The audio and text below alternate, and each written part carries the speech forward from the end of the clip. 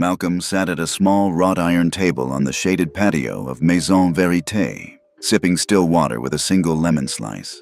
Around him, other diners chatted and laughed, waited on hand-picked mid-level servers. But for him, every smile and every clink of a fork felt like background noise. He wasn't here for a meal. He was here to see if the soul he'd poured into this place 8 years ago still beat beneath the polished veneer. He adjusted the brim of his well-worn cap and scanned the patio entrance. No one approached, no menus. No, "Can I get you started?" He pulled a slim leather notebook from his bag, flipped to a clean page, and began jotting, Maison Vérité, Charleston. Friday, 1:15 p.m. Tables open, 8. Staff engagement, 0. White couple seated inside within 3 minutes.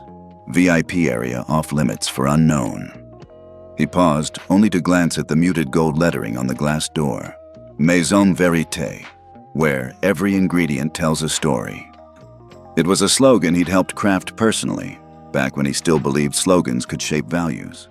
As founder and CEO of Devon & Company, Malcolm Devon had built a $720 million empire supplying organic heirloom produce, private label truffle oil, and artisanal cheeses to over 120 luxury restaurants and 5-star hotels across America.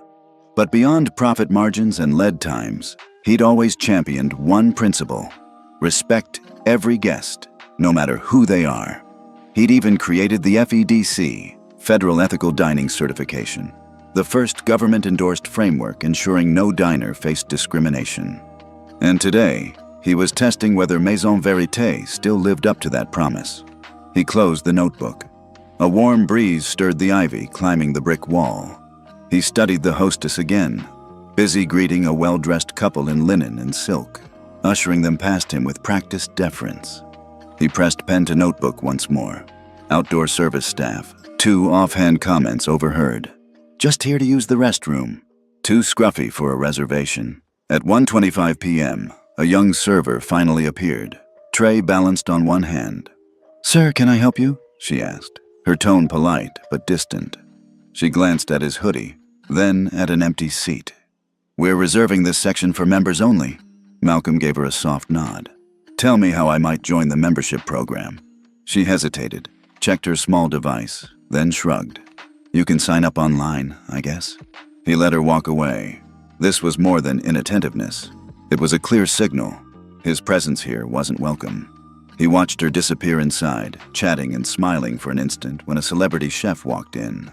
Malcolm flipped another page. 1:27 p.m. Rebuffed again. Hostile neutrality. Malcolm's patience never ran thin. Instead, his curiosity deepened. He observed every detail. The way the hostess bent to greet certain patrons, the subtle eye roll when someone less polished asked for the wine list, the hushed laughter when the waiter thought no one was listening. He heard it all.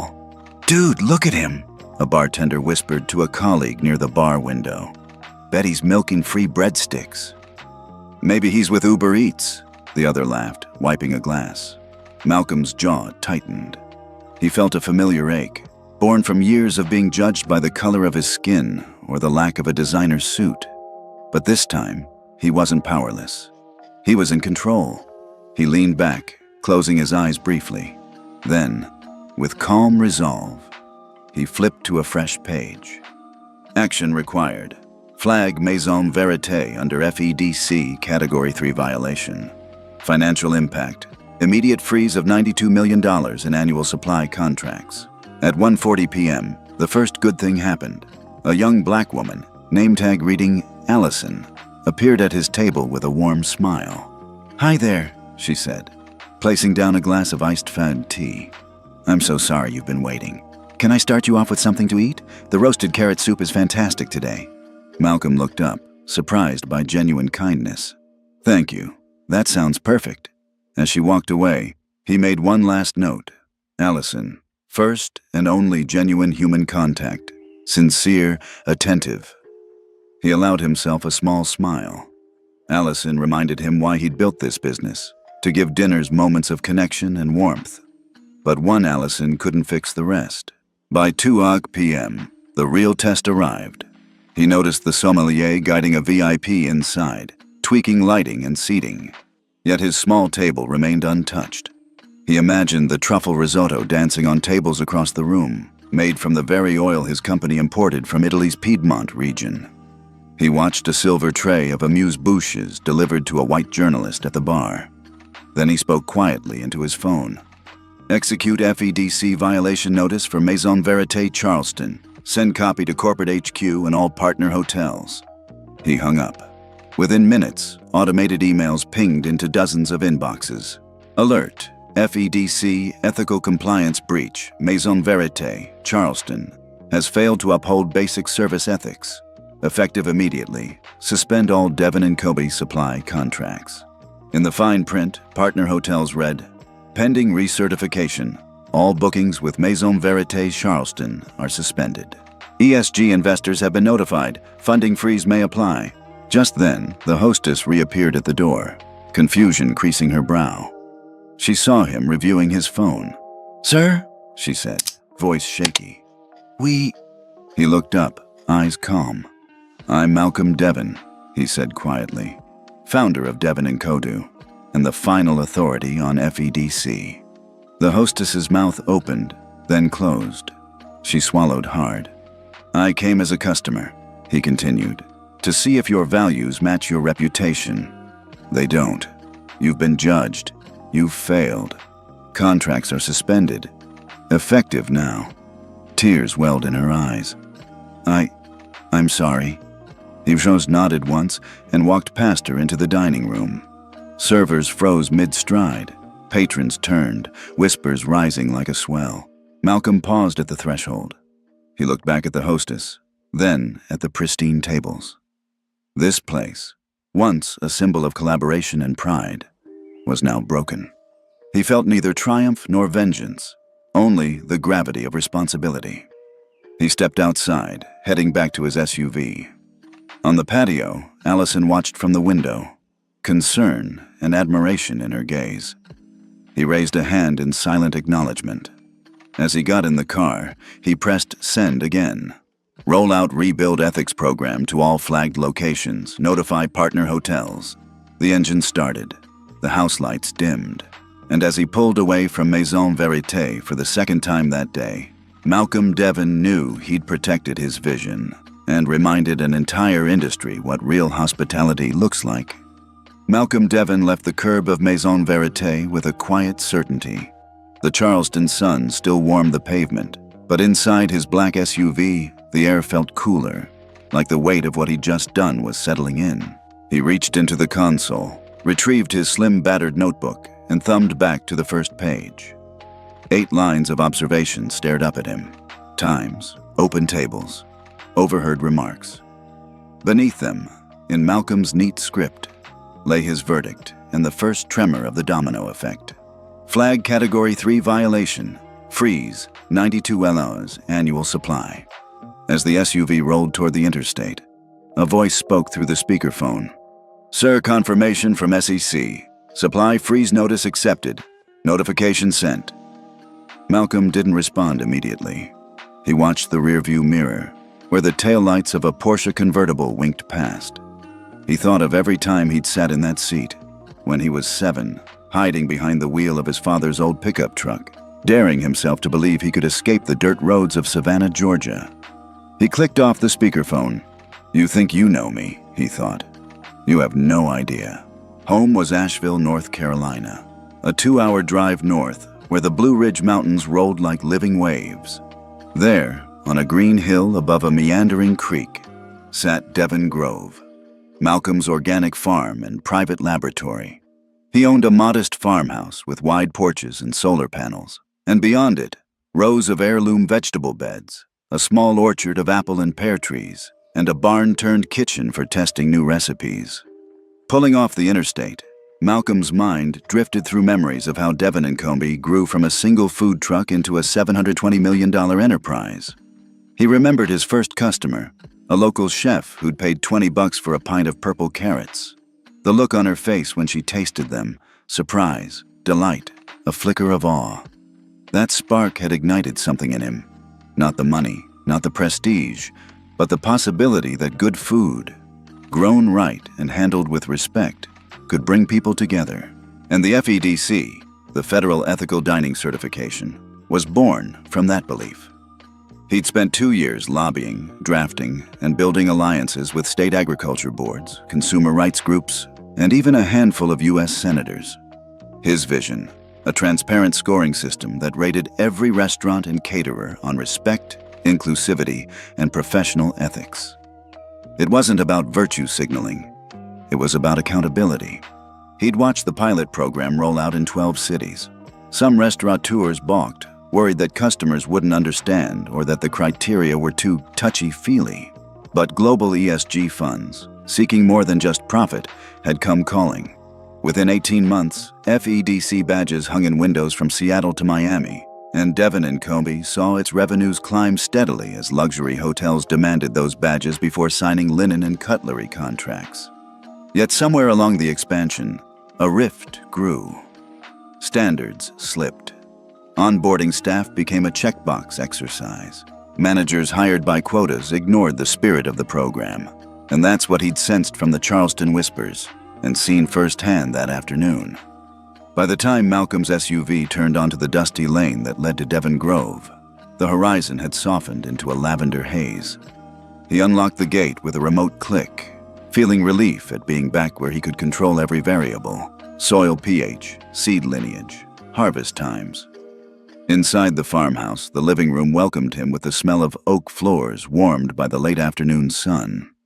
He set his notebook on the solid wood coffee table, then crossed to a shelf lined with old binders, each one a chapter in his journey from head chef to CEO to national figure in food ethics. He poured himself a glass of water from a pitcher filled with spring runoff.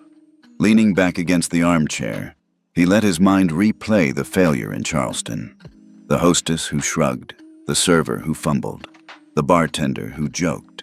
It wasn't malicious violence. It was silent erosion of dignity. A minute later, his phone buzzed with a text from Elena, his COO. HQ is abuzz. News outlets caught wind of the freeze. PR wants to coordinate our statement. What's our message? He tapped back. Truth, no spin. They failed to respect a guest. We failed to uphold our own standards. Time to reset. This wasn't a crisis to bury. It was an opportunity to remind the industry why the F in FEDC stood for federal. Not a voluntary sticker on the fridge door, but a real, enforceable framework. Malcolm rose and walked to a large chalkboard mounted on the wall, a relic from his early test kitchen days. The board was covered in notes about soil rotations, tasting panels, and upcoming legislative deadlines for the next phase of FEDC. He grabbed a piece of chalk and wrote, Yaml Sao Chep Chin Sua Phase 2. Industry-wide Rebuild Ethics Program. Mandatory staff training, respect and inclusion modules. Quarterly anonymous feedback loops. Public FEDC score audit portals. Partner hotel and investor alignment. Under those bullet points, he sketched a timeline. Q3, training rollout, begin Q4. First audit plus feedback report, Q1, public portal launch.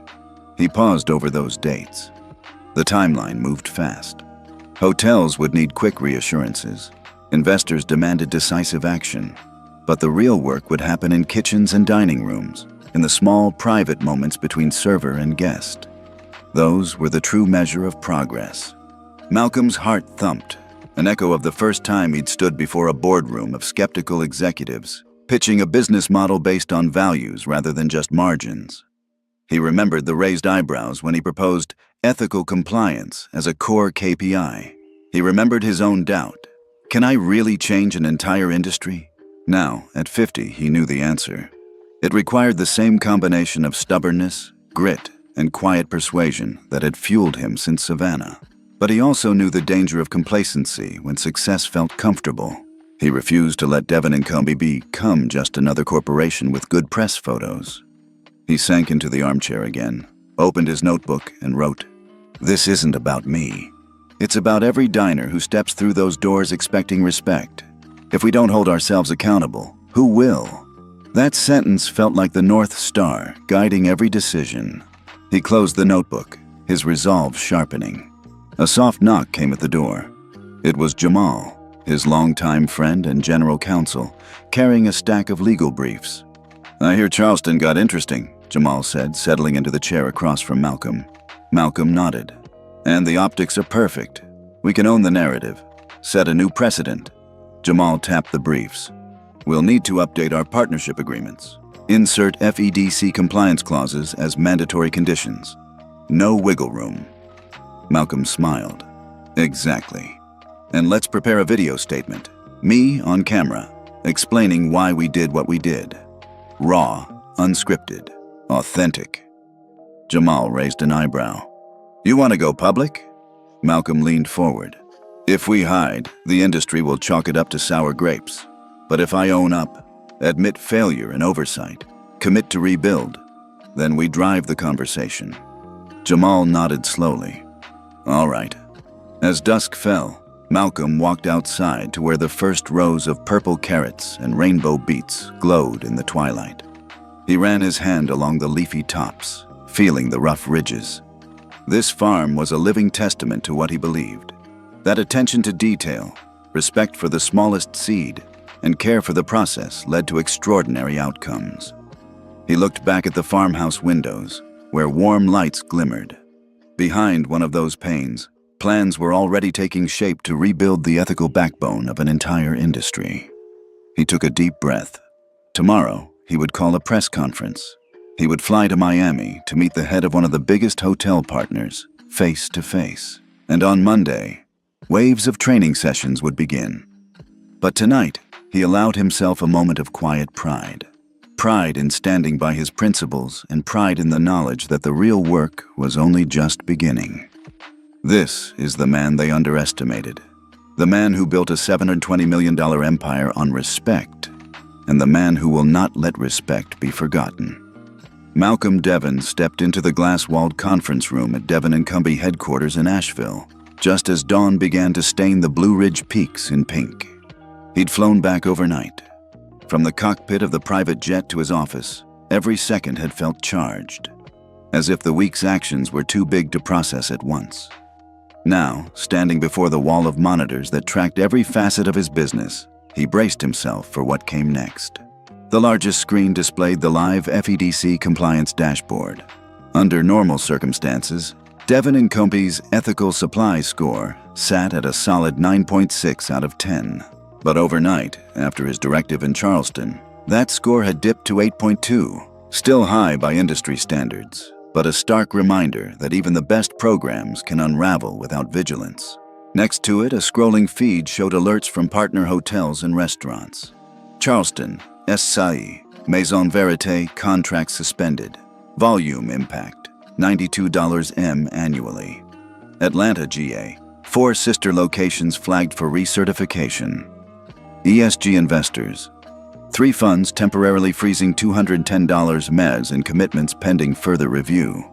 His COO, Elena Chen, stood nearby, arms crossed but eyes sharp. "We've gotten responses from every major partner group this morning," she said quietly.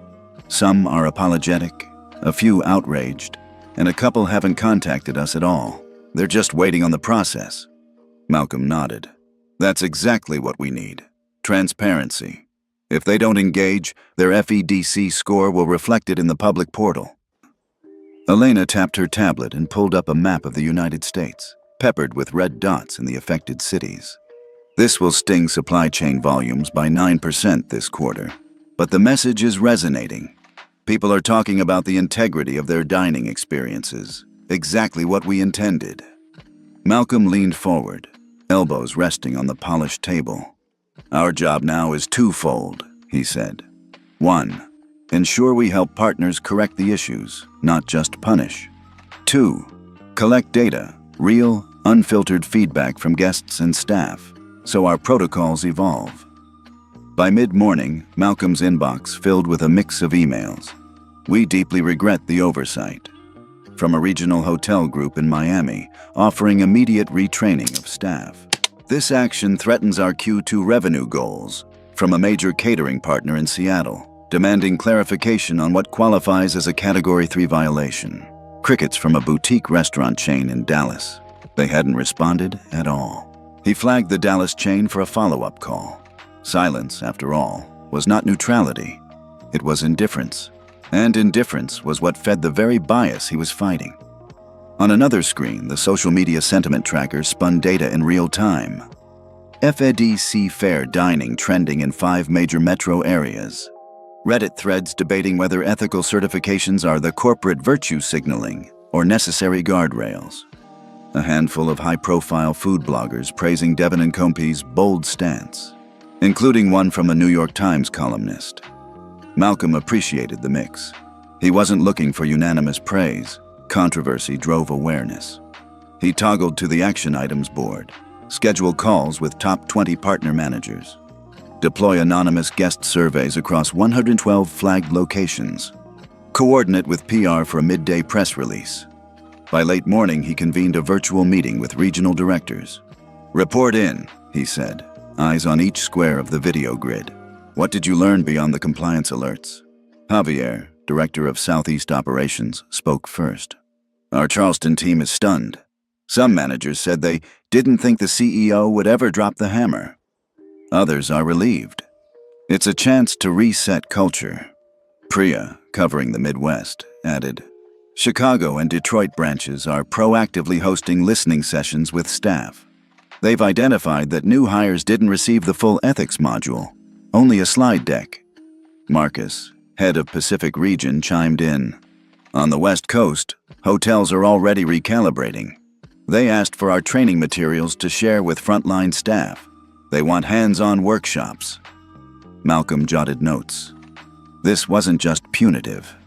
It was a movement. A quick glimpse at the guest feedback portal showed entries like, "I felt ignored at lunch yesterday. I appreciate that something's being done now. I'm a server, not a security guard. Training on respect would help." He felt a flicker of satisfaction. This was real data, unfiltered truth. But he also felt the weight of responsibility. Every number on those spreadsheets represented a human interaction gone wrong. Watching through the grid, Malcolm recognized something else. Many of these regional directors were looking at him with a mix of awe and caution. He'd always been a hands-on founder, but this move shifted perceptions. He wasn't just a supplier who cared about margins, he was a guardian of dignity. He cleared his throat. "I know some of you might feel we're overcorrecting, but make no mistake, respect isn't optional. If a single server regards any diner as lesser, we've failed. And that failure reverberates through every plate we touch." There was silence, then a nod from each face. After the call, Malcolm returned to the monitors. A real-time revenue dashboard glowed. Supply orders down 9.3% versus forecast.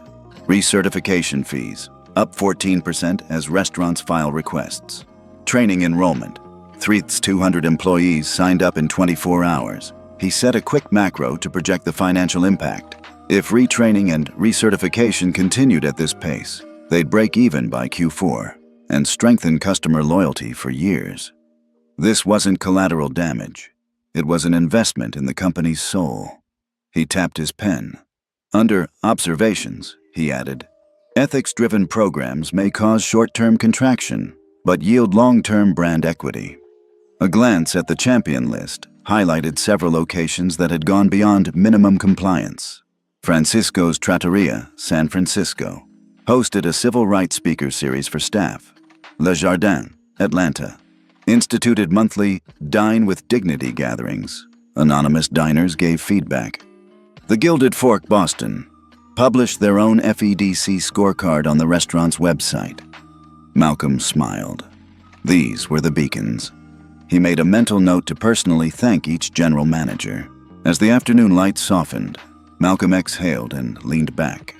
The telescoping monitors before him displayed not only cold data, but the beginnings of change, some chaotic, some inspiring. He closed his notebook and stood. A janitor wheeled by, pausing to nod. Malcolm returned the gesture. Every role mattered in this ecosystem, just as he'd always believed. Outside, somewhere in the sprawling cityscapes, staff were unboxing training manuals, managers were fielding guest calls, and diners, people who had once felt invisible, were seeing a glimmer of respect returning to the tables. Malcolm allowed himself a small grin. He'd set the dominoes in motion. Now came the careful work of guiding them, one respectful meal at a time. On Monday morning, Malcolm stood at the head of a long walnut conference table, surrounded by Devon and Company's newly assembled Training and Ethics Task Force. Sunlight slanted through floor-to-ceiling windows, illuminating whiteboards covered in flowcharts.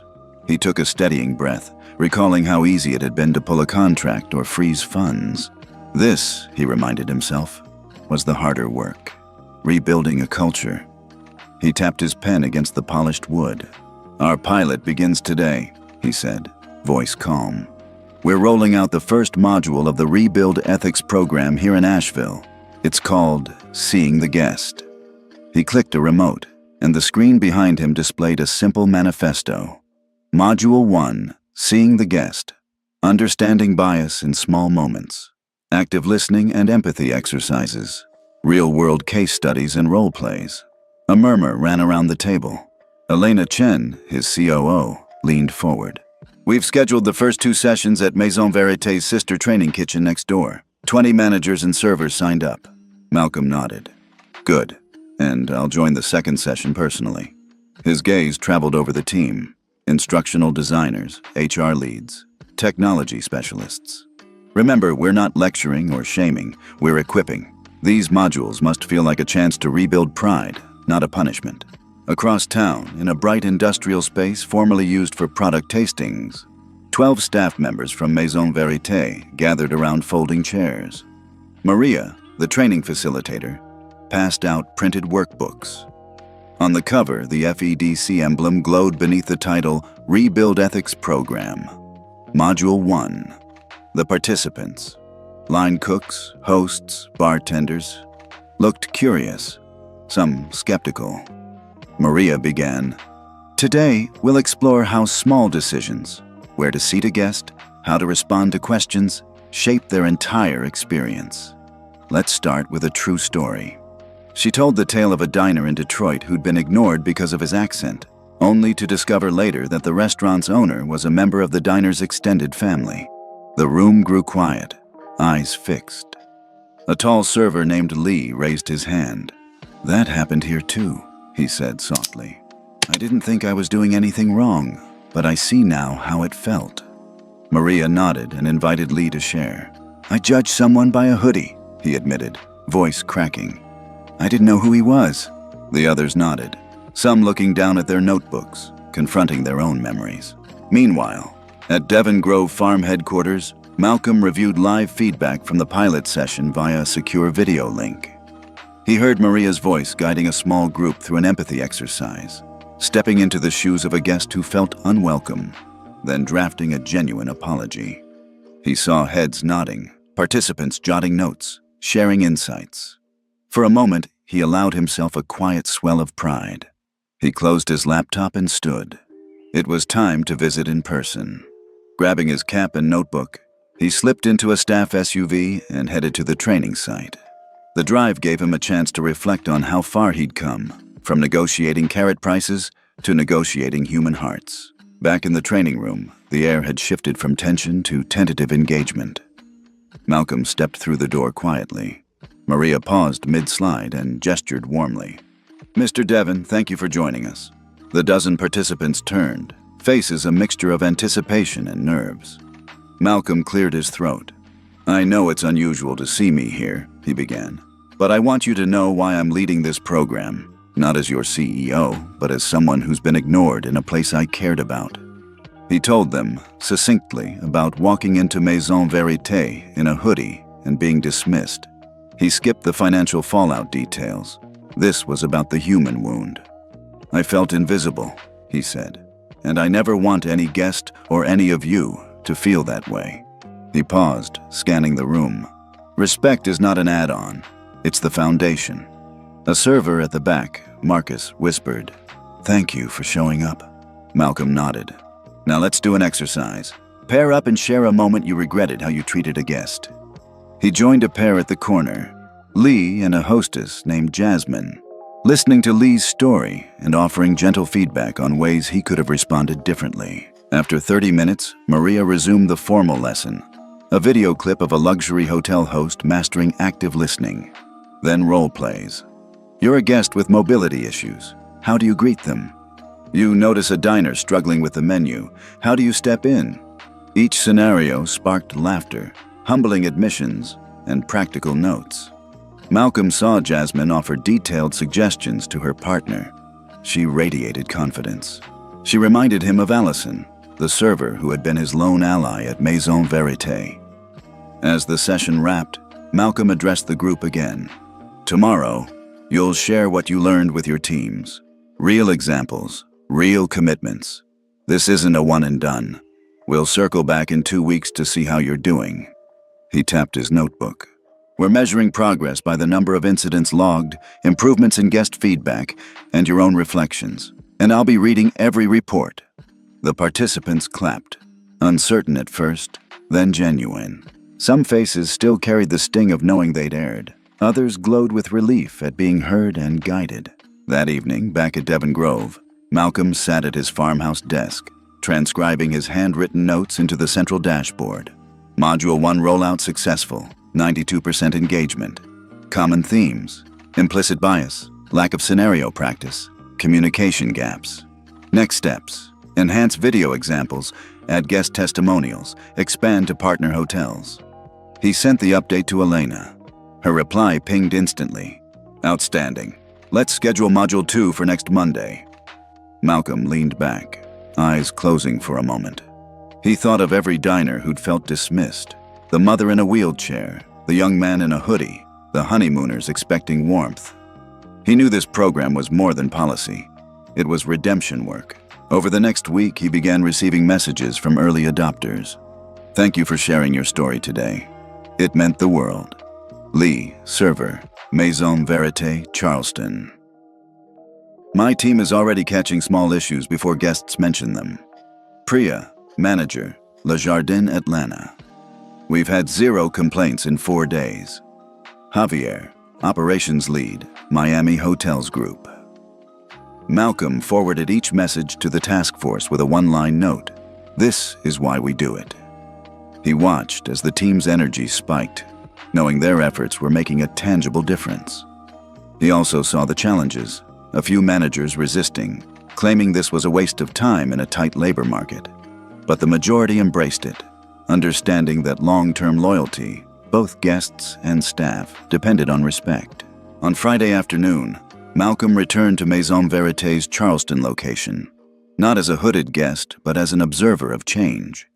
He slipped into the host stand's back office and watched cameras showing both indoor and patio seating. He saw Jasmine greet every table with eye contact. He saw the earlier bartender, now wearing a small FEDC pin, pause to ask a guest if they needed anything. Malcolm allowed himself a small, satisfied smile. This wasn't the final destination. It was a critical turn on the road. He tapped his pen again. Charleston key metrics. Guest acknowledgement rate, 98%. Guest satisfaction, up 15%. Service incidents, down 80%. He slipped out before anyone noticed, blending into the evening crowd on King Street. That night, as he sipped tea on his farmhouse porch, Malcolm reflected on the week. The uneasy tension of the first session, the breakthrough moments in role play, the data points flashing on his screens, and the palpable shift in a single restaurant. He felt the quiet power of small actions adding up. Ngip den lang lei, as his grandmother would have said. He closed his eyes, breathing in the scent of pine and fresh soil. Ahead lay modules on inclusive leadership, handling guest complaints, and sustaining respect. But for now, he savored the knowledge that the real work, one respectful meal at a time, was already underway. And that was worth more than any $720 million valuation. Malcolm slipped into his seat on the patio bench, closing his eyes for a moment as the late afternoon sun shifted behind a cloud. He'd spent nearly 2 hours gathering data, notes on staff interactions, service timelines, overheard comments, and at this point, his pen hovered over the notebook page, ready to close the chapter on this visit. A single thought pressed against his mind. Maybe I should just walk away. He pictured himself standing up, putting the hood back on, and slipping into the street without another word. He could be anywhere. A private man once again, with no need to confront an entire restaurant's failures. After all, Devon and Comey had weathered tougher storms than one underperforming location. His phone buzzed with a status update. Charleston freeze in effect. Partner hotels notified. He could leave it at that. Mission accomplished. But when he opened his eyes, he noticed Allison approaching with a fresh glass of lemonade. Her small kindness, a stark counterpoint to the indifference and bias he'd felt moments ago. She set the drink gently on the table and offered him a warm smile. "I thought you might need this," she said. Malcolm managed a grateful nod. She glanced at his notebook. "Those numbers look rough. I'm sorry you had to do that." He studied her for a moment. Her sincerity, the way she made eye contact, the calm assurance in her voice. This simple act of empathy, was what he'd built his company on. He closed the notebook, slid it into his jacket pocket, and exhaled. "Thank you, Allison," he said. "Your service today reminded me why I can't walk away." Her smile brightened. She turned to head back inside, and Malcolm watched her go, feeling the weight on his shoulders shift ever so slightly. Looking around, he saw the same ivy-covered brick wall, the same wrought iron chairs, the same meticulously placed tables. But the scene felt different now. It wasn't just a restaurant or a failed test. It was a crucible. If he walked away now, he'd be leaving the work unfinished. He reached for his pen again, pulling the notebook back out. On a new line, he wrote, "Decided to stay through dinner service. Observe dinner rush, staff dynamics, guest feedback firsthand." He stood, brushing crumbs from his jeans, and walked toward the entrance. A pair of diners passed, soft laughter drifting out. Inside, he spotted the bartender, now wearing a small FEDC lapel pin, pausing mid-pour to greet a new guest. A server glanced up at him, finger hovering over a tablet, and then, for a split second, their eyes met. The server offered a polite nod before turning back. It wasn't a warm greeting, but it was an acknowledgement. Progress, however small. He stepped to the corner of the bar and leaned against the counter, notebook in hand. The bartender slid him a glass of ice water without a word. Malcolm raised an eyebrow, nodding in thanks. He took a slow sip and scanned the room. Maria, the host, now offering menus without hesitation. Marcus, a server he recognized from training slides, checking in on an older couple by the window. In that moment, Malcolm felt the familiar tension of disappointment and the budding hush of possibility. This wasn't an all-or-nothing scenario. It was a series of small choices, ones that could shift the culture if enough people made them. He flipped to a fresh page and began jotting bullet points. Dinner rush, monitor greeting rates, note who steps up, track any lapses. Compare interactions at VIP bar versus standard seating. Listen for tone when staff explains menu items. The list grew, each line a new lens for observation. Then he paused, pen mid-air, and let his thoughts drift back to Savannah. His first food truck parked by the city square, him in an old apron, greeting everyone with the same beaming smile. He'd learned early on that respect was contagious. When a server treated a stranger with kindness, it rippled outward. He closed the notebook again and tucked it into his pocket. Staying didn't mean he condoned what had happened. It meant he was committed to ensuring it didn't happen again. It meant bringing the full weight of his authority and his empathy to bear. A soft chime from the kitchen signaled the dinner service was starting. He straightened his jacket, smoothed his cap, and moved toward the heart of the dining room. Every step reminded him of why he'd created the FEDC framework. To hold everyone, from dishwasher to general manager, to the simple standard of human respect. He took a seat at the bar this time, where he could see the entire floor. The bartender offered him a nod and a glass. Malcolm returned the nod, sipped slowly, and opened his notebook one last time. Committed to full-service observation through closing. Guest respect must be non-negotiable. He set the pen down, folded his hands, and watched as a team, some still learning, some already leading, moved in concert around him. Tonight, he wouldn't walk away. He would stay, because the only way to rebuild anything, trust, culture, empathy, was to stand in the midst of it quietly, persistently, and refused to look away. His decision made, he settled in to see how far this next chapter could go. Malcolm Devon woke before dawn, the memory of last night's dinner service still fresh in his mind. Over the patio railing at Maison Verité, he'd seen small but meaningful shifts. Servers pausing to meet eyes, menus delivered with genuine smiles, but the job wasn't done. He knew that real change required more than one night's goodwill. It demanded consequence, accountability, and above all, follow-through. He slipped out of his farmhouse's guest room and padded across the creaking wooden floor to his study. The soft glow of a single desk lamp illuminated his battered notebook, open to the page where he'd sketched out the action plan. Next to it lay an envelope bearing the seal of Devon & Co., addressed simply to Executive Assistant, Confidential. Malcolm poured himself a glass of water from the filtered pitcher, staring at the page. The lines he'd drawn yesterday felt impossibly small in the face of what needed to happen. A ripple so powerful it would shake complacency out of every corner of the industry. He tapped the pen against the table.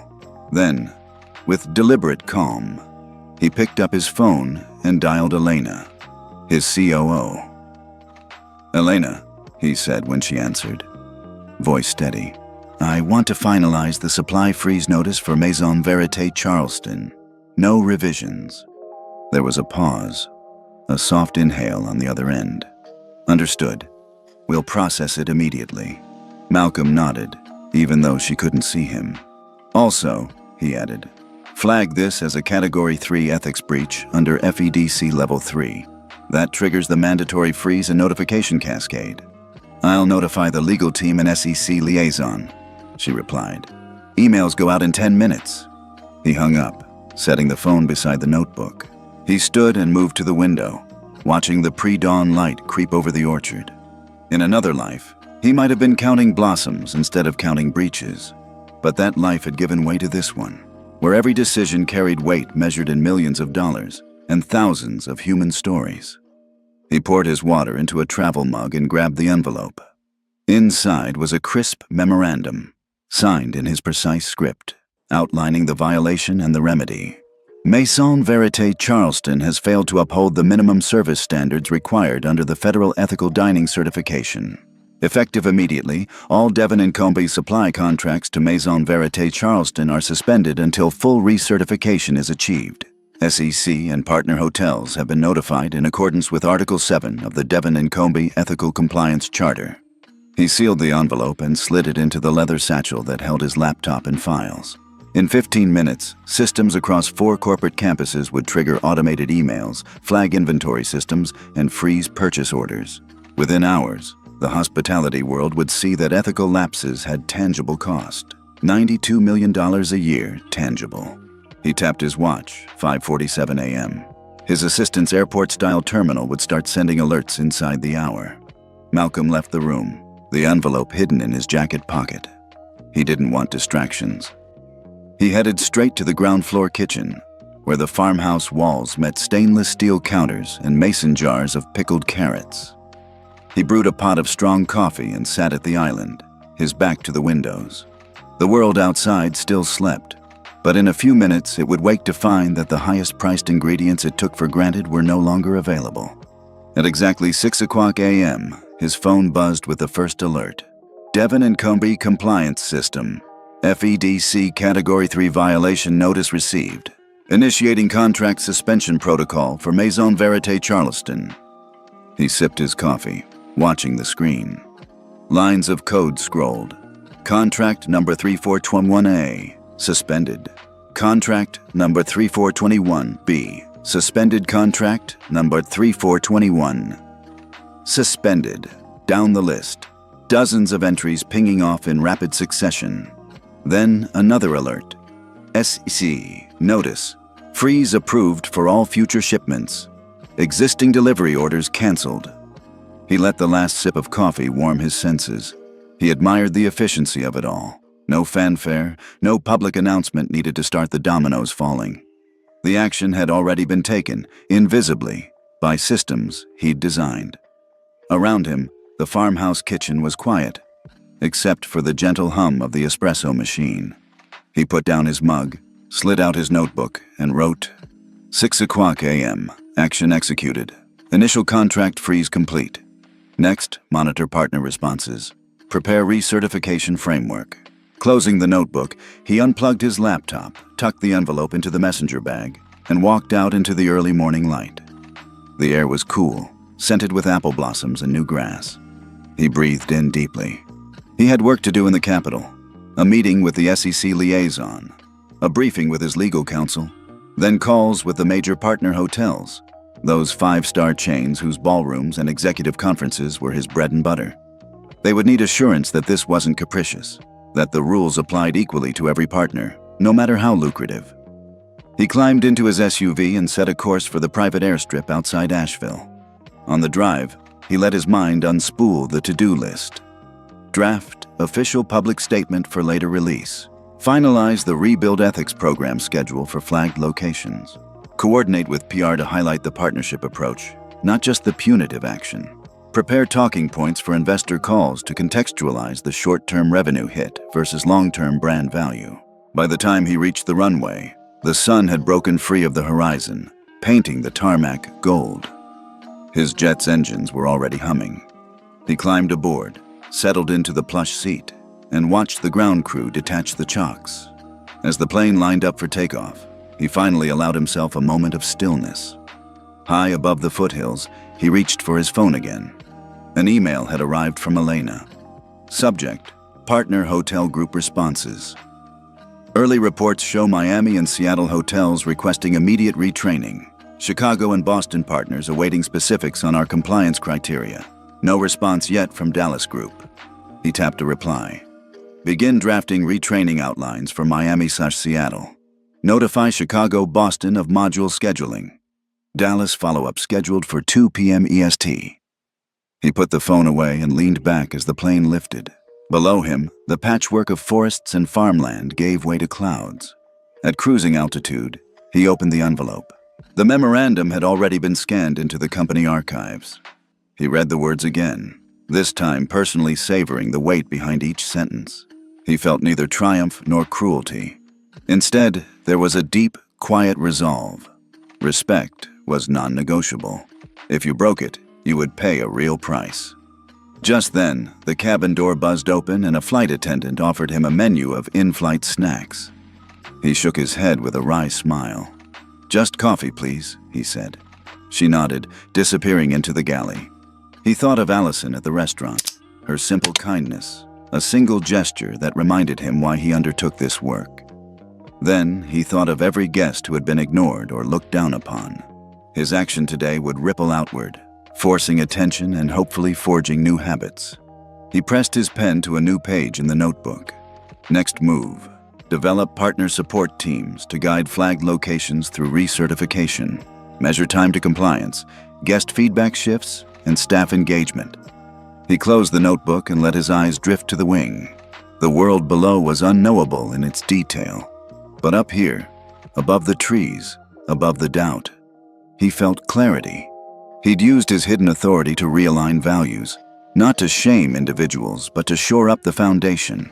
And now, as Devon & Company's resources remained frozen for one restaurant, he knew that respect, once restored in one place, would slowly weave its way back through every neighborhood diner, every grand ballroom, every single place a meal could be shared.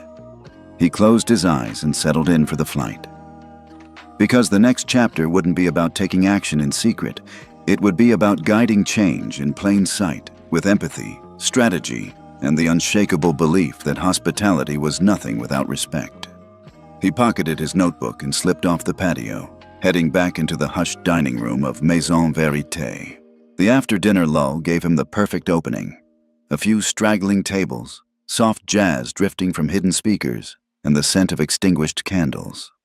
He walked straight to the hostess stand where he'd been turned away just days before. "Excuse me," he said, calm but firm. The hostess looked up, startled to see him again. "I'd like to speak with the manager." Her composure faltered for a fraction of a second. "Of course, sir. One moment." She disappeared through a door marked "Staff Only." A minute later, the manager emerged. He was a man in his late 40s. Brian, if Malcolm recalled correctly. A career hospitality professional whose name tag glinted under the overhead light. His tie was slightly loosened, and he wore the polite half-smile of someone who believed he had most things under control. "Good evening," Brian said. "How can I help you?" Malcolm studied him for a beat. Then he reached into his pocket and pulled out the crisp envelope he'd prepared. He held it up. "I hope you'll read that," he said quietly, "because it contains a notice suspending every single one of our supply contracts with this restaurant, effective immediately." Brian's smile vanished. His eyes flicked to the envelope, then back to Malcolm. I don't understand," he stammered. "Sir, this is a $3 million order we're talking about. You can't... I don't..." Malcolm shook his head, voice controlled but edged with disappointment. "You can't," he agreed, "but I can." He paused, letting the weight of those 4 words sink in. "I'm Malcolm Devon." He uncapped his pen and signed the envelope with a steady hand.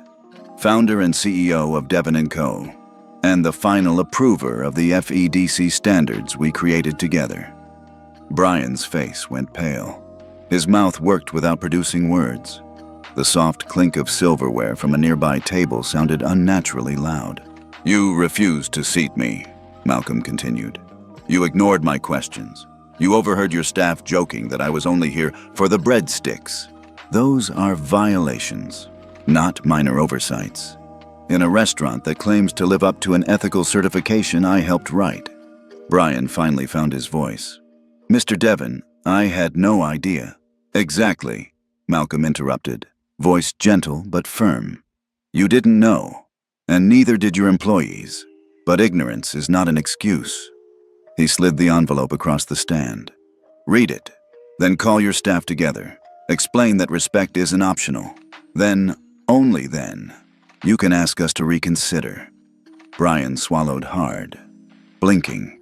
He picked up the envelope, lips pressed in a thin line. "I will, sir. I promise you. I'll make it right." Malcolm nodded, turning once to take in the quietly attentive faces of the evening's last diners. No one looked up. They were engrossed in dessert or conversation. It was as if the whole room held its breath, sensing the gravity of what had just unfolded. He faced Brian again. "This isn't about punishment," Malcolm said softly. "It's about accountability, and giving you a chance to rebuild." He tapped the envelope. "I'll be reading your report by Monday morning. I'd like details. Who apologized, what retraining you've scheduled, how you plan to measure progress. If your recertification meets our standards, we'll restore your supply lines." Brian nodded, clenching the envelope like a lifeline. "Yeah, I will. You have my word." Malcolm offered a small, sad smile. "Good, because I built this company on the idea that every guest deserves dignity, no exceptions." He turned to leave, then paused. "Oh, Brian." The manager looked up again. "Tell Allison I said thank you." And with that, Malcolm walked out. In the cool night air, Malcolm let his shoulders drop. He'd confronted the problem at its source. He'd revealed himself not to shame the man, but to jolt the culture awake. Change didn't happen in spreadsheets or boardrooms. It happened in moments like this, when a leader stood up and said, "This is not acceptable." Back in his SUV, he pulled out his notebook. On a clean page, he wrote, 7:45 p.m. Identity revealed to Brian. Action outlined. Staff meeting, retraining schedule, progress metrics. Due Monday. He closed the book, pocketed his pen, and exhaled. The echoes of his confrontation still vibrated in the quiet street. But he felt calm, confident that today's turning point would ripple outward, transforming a single restaurant, and, bit by bit, the entire industry. Malcolm Devon woke to the soft chime of his phone's overnight briefing at 6:15 a.m. He'd asked for an early look at any fallout, and the first thing he saw was a flurry of red flags lighting up his compliance dashboard. On the left, 12 partner hotels across Charleston, Miami, New York, Chicago, Seattle, and Los Angeles showed contract suspended notices blinking beside their names. In Miami, the Grand Bay Resort's chief procurement officer had already emailed demanding immediate retraining schedules. In New York, the plaza's head sommelier was on the phone to Elena, accusing Devon and Company of economic sabotage. A quick scroll revealed 3 major ESG investment funds freezing a combined $210 million in commitments, pending full transparency and corrective action plans. Malcolm sat up, heart pounding. Not with triumph, but with the weight of responsibility. "Thank you," he murmured into the empty room. Every email, call, and tweet was confirming that his silent, precise action had a real-world impact. By 7:00 a.m., his COO, Elena Chen, pinged him again. Subject: Media and Investors Storm. Major outlets are already picking up the story. Bloomberg, Wall Street Journal, CNBC. Social media's lit, #FEDC Justice is trending in 4 markets. He opened a tab to see headlines like, "Luxury hotels drop ethical dining partner over service bias." ESG funds freeze $210 in food service investments after CEO's bold move. The tone ranged from admiration, finally, someone holding hospitality to its own standards, to outrage. Corporate overreach? Who judges the judge? Malcolm sipped his coffee, letting the spectrum of reactions sink in. At 8:30 a.m., he convened an emergency video call with the Devon and Company executive team. Faces filled the grid. Legal counsel, regional directors, PR leads. Elena opened with a status report. Partner calls logged at 46 so far, media requests for interviews scheduled through Friday, and a spike in inbound traffic to their Rebuild Ethics microsite. Malcolm tapped the screen to pause updates. "This is the moment we planned for," he said calmly. "We triggered a system response. Now our job is to guide it. We'll deploy support teams to each flagged location. Trainers, compliance auditors, guest feedback specialists. We're not here to punish, we're here to partner." He assigned teams. Miami and Charleston would get on-site workshops within 48 hours. New York and Chicago would pilot a new digital training platform. Seattle and LA would host roundtables with hoteliers and local advocacy groups. By noon, every partner would have a clear path to recertification. Outside the headquarters lobby, security guards escorted representatives from 3 ESG funds into the building. Malcolm met them in the boardroom. They sat at one side of the long oak table. On the other sat Malcolm, Elena, and the head of investor relations. "We appreciate prompt action," said the lead ESG manager. "But we need assurance this isn't just a stunt. How will you measure long-term adherence?" Malcolm leaned forward.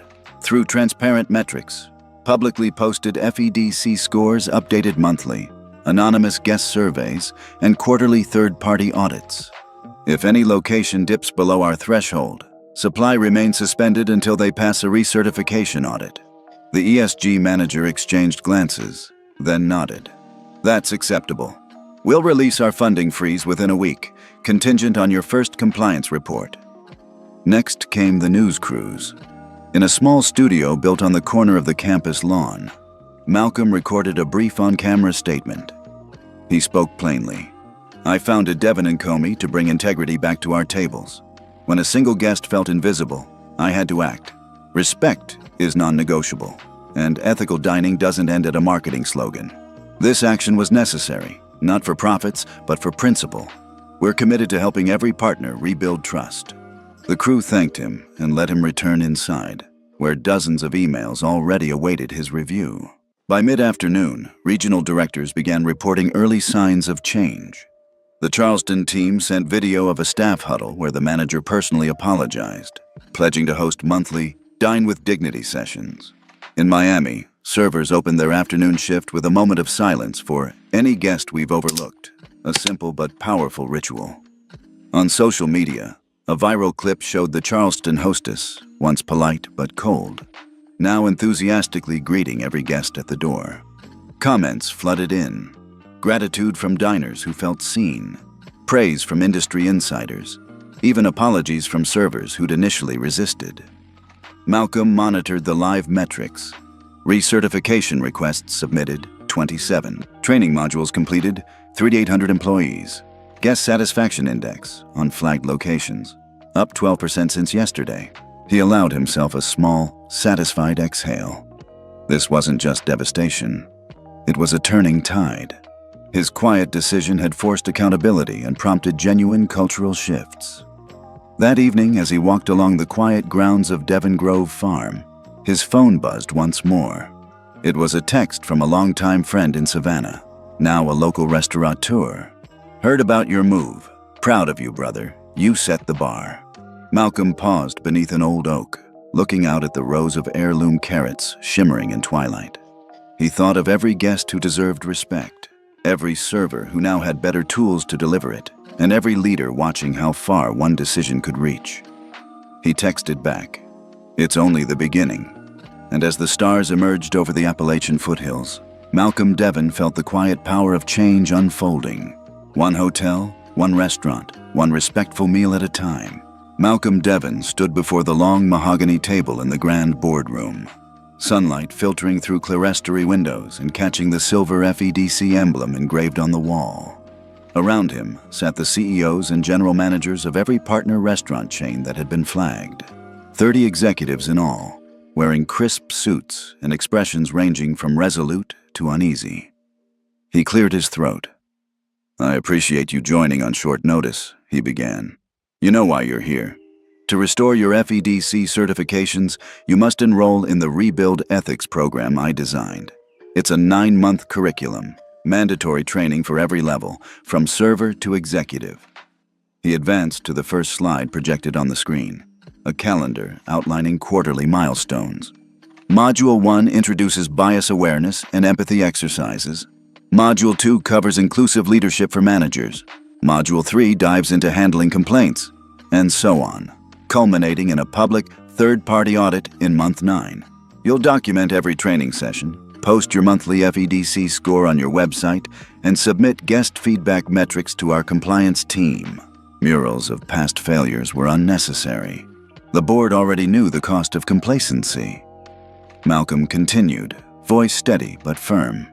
"This isn't optional. Your supply lines remain frozen until every staff member completes their modules and passes our live assessments.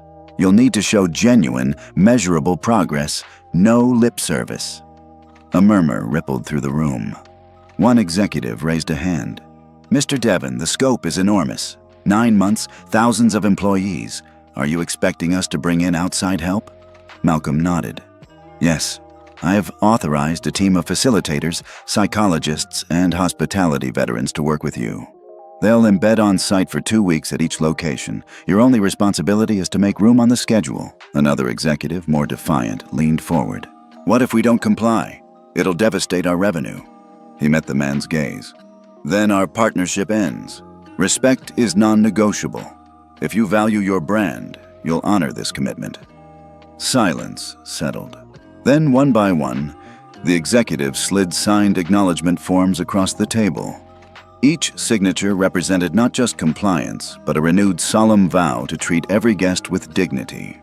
Later, as Malcolm watched the final form being stamped and returned, he felt a ripple of relief. The legal bindings were in place, but the real work would happen when a server remembered to pause, make eye contact, or offer a menu with warmth. Walking out into the sunlit courtyard, he thought of Allison's kindness at Maison Vérité, the small gesture that had spurred this entire movement. He knew some restaurants would struggle, some trainers would be skeptical, and some executives would blink under pressure. But now every partner was united by the same roadmap: 9 months of rigorous, transparent transformation. That evening, back at his Asheville home, Malcolm sat on the porch overlooking the orchard. He opened his notebook and wrote, "All signatures collected. Rebuild Ethics program officially launched. Next, monitor first-month progress and celebrate small victories." He closed the book, letting the crickets chorus underscore his satisfaction. The path ahead was long, but Malcolm Devon believed that one respectful meal at a time, they could rebuild not just certifications, but the very soul of hospitality. Malcolm Devon arrived at the historic Charleston City Hall just as morning light filtered through the tall arched windows. A long mahogany table occupied the center of the chamber, set with leather-bound copies of the Rebuild Ethics Charter and pens for every restaurant executive. Sunlight glinted off the polished hardwood floor, and a hush fell over the assembled leaders of 30 flag dining venues. He stepped to the front, nodded to Elena at his side, and began softly. "Today, we move from promises to commitments." He gestured to the stacked binders. "Each of you has read the modules, attended the workshops, and welcomed our on-site teams. Now, by signing this charter, you pledge to uphold respect, dignity, and inclusion for every guest, every shift, every day." One by one, the executives rose to take their seats. The first signature came from the general manager of Maison Verité's Charleston location, the very place where Malcolm had first walked in unrecognized. She paused, pen hovering, then wrote her name deliberately, Brian Thornton. He watched her tighten her lips, then look up and nod. A ripple of quiet resolve passed across the room. Next, the COO of a 5-star Miami hotel chain stepped forward. He signed with a flourish, then turned back to his peers. "This is our industry's chance to reset," he said.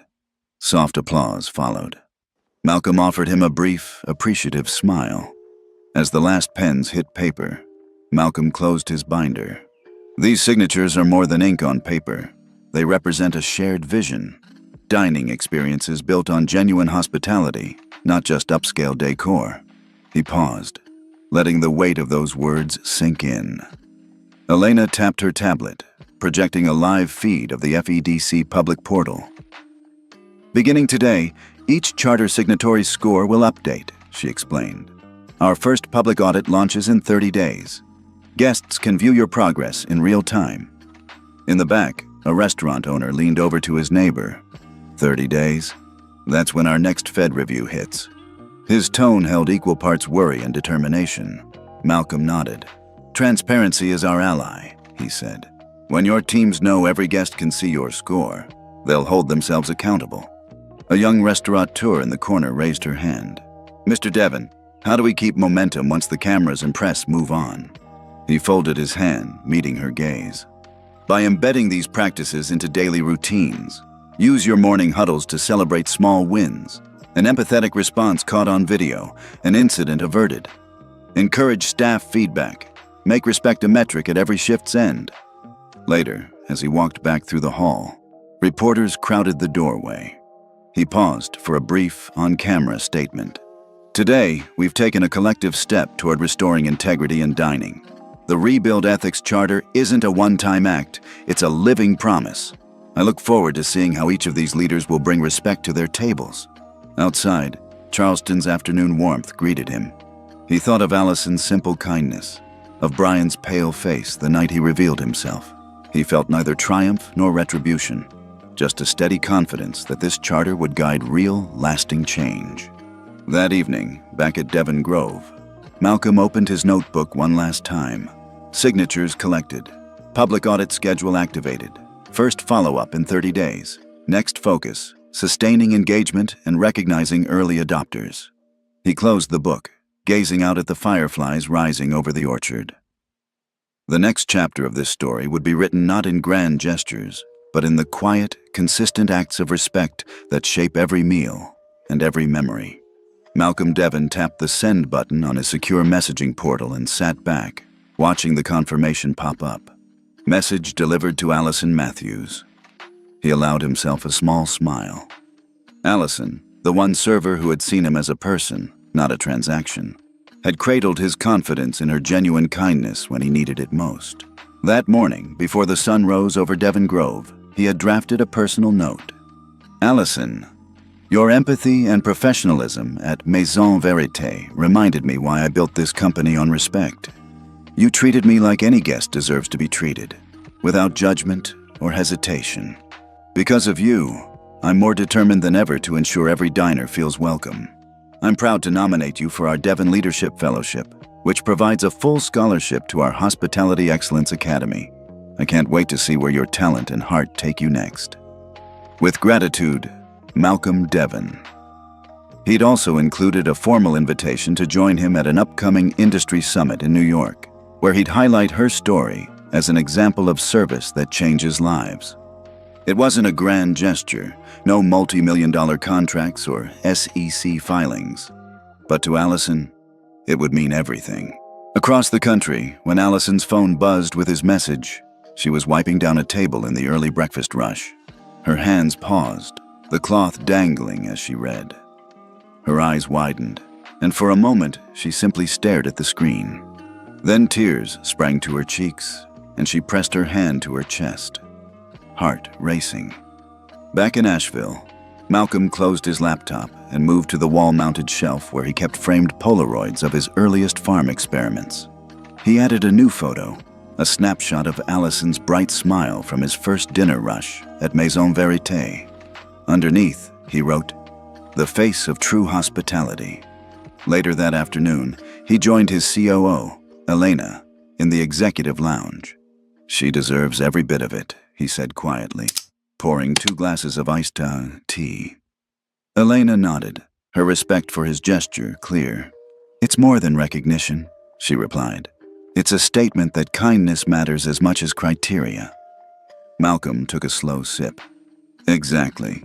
We've sent ripples through the industry with contracts and charters, but stories like Allison's, that's how we inspire lasting change." That evening, he reviewed the first batch of scholarship applications from the Devon Leadership Fellowship. Applicants included servers, sommeliers, line cooks, people who'd shown extraordinary empathy under pressure. He marked Allison's with a golden star and closed the file. As dusk settled over the orchard, Malcolm stepped outside to the wooden bench on his porch. Fireflies flitted above the carrot beds, mirroring the warm glow in his chest. He reached for his notebook and wrote a final note under Chapter 11. Recognized Allison Matthews with Fellowship and Summit invitation. Celebrated kindness as the foundation of our industry's rebirth. He closed the notebook, letting the quiet night affirm the simple truth. When you honor the light in one person, you illuminate the path for everyone else. 3 days after that courtyard signing in Charleston, a quiet wave of change rippled through America's dining scene. Window decals began to appear, sleek, understated seals reading "Certified by FEDC," founded by Malcolm Devon. They showed up on bistro glass, hotel lobby doors, even food trucks. No press release fanfare, just a simple emblem promising "Respect served here." In New York, Le Jardin's Chelsea location replaced its old metal menu holders with ones engraved, "We serve people, not appearances." In Miami, the Grand Bay Resort's rooftop restaurant switched its welcome mat to read, "All guests welcome." A small cafe in Portland pinned a handwritten note by its register. "Thank you for choosing us. Every voice matters." Everywhere, diners paused, recognized the label, and felt seen. Back at Devon & Company headquarters, Malcolm Devon reviewed the first 30-day compliance reports. Guest surveys showed a 20% increase in felt respected scores across 112 locations. Incident reports, once averaging 17 per week, had dropped to 3 or 4, mostly minor misunderstandings swiftly resolved. Team engagement metrics soared as well. Staff retention improved by 12%, and pride in service ratings hit an all-time high. Malcolm sat in the quiet of his Asheville study, notebook open to a fresh page. He scribbled, "Widespread adoption of FEDC seal, metrics trending positive, culture shift confirmed." He leaned back, remembering the day he first walked into Maison Verité unrecognized, ignored, dismissed, invisible. That silence had been the spark. Now, the industry wasn't shouting his name. They were quietly honoring one simple truth: hospitality is human first. Across the country, training teams reported unexpected benefits. In Seattle, managers shared that their guests, once disengaged, now struck up conversations with staff, asking about menu origins and local farms. In Atlanta, an elderly diner who'd struggled with mobility praised a host who offered a handwritten noteboard instead of shouting across the room. Small gestures, but gestures that mattered. Social media buzzed, this time with genuine stories of empathy. A TikTok video from a Chicago server showed her surprised face when a family thanked her for explaining every dish. The caption read, "A little time, a little listening goes a long way." That clip went viral, not as a stunt, but as a model. Viewers tagged friends, promising they'd look for the FEDC seal on their next night out. Late one afternoon, Malcolm received an unexpected email. It was from a family-owned diner in Boise, one of the last holdouts. They had resisted change, worried about cost. Their note read, "We implemented your empathy exercise last week. A customer returned today to personally thank our server for patience and kindness. We're on board." He forwarded the message to Elena with a one-line reply, "Mission complete." That evening, he walked the rows of heirloom carrots at Devon Grove. The fireflies rose in celebration. He let the quiet settle in, knowing he'd ignited something far greater than a certification. He'd helped restore the heart of hospitality.